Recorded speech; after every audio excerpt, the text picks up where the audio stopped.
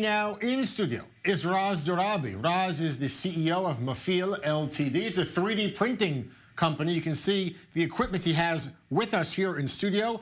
And Raz, I know that you're doing your part to try and help with the pandemic around the world and also here in Israel. There is a critical shortage of medical equipment to help doctors and nurses and hospital staff. And there's a big need for face masks. And you have 3D printers. So what are you doing?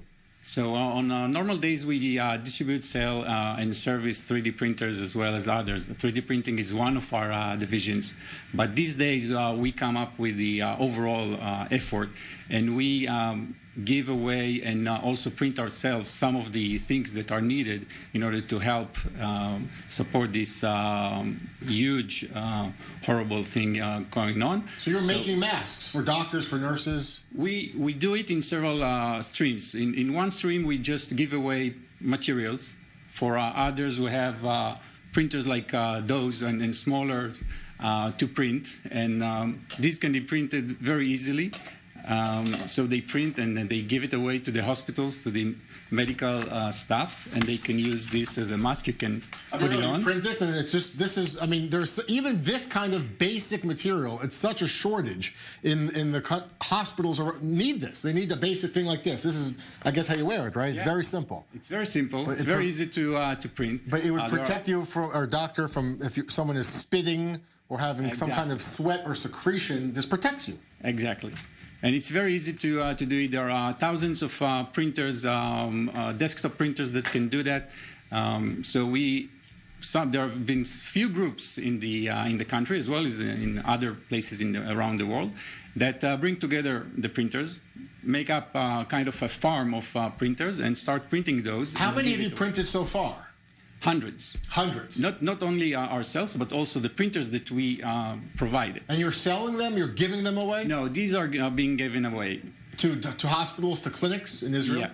Tell me why you're giving them away. You do the work and you're giving it away. Tell me why. We either give the material or we give the work, but we also, and the other thing that we do is we participate in the other projects led by the government, mainly by the Ministry of Defense, to bring more ventilators into the market. And in that, we sometimes need other technologies, not just these that are being printed on this small printer.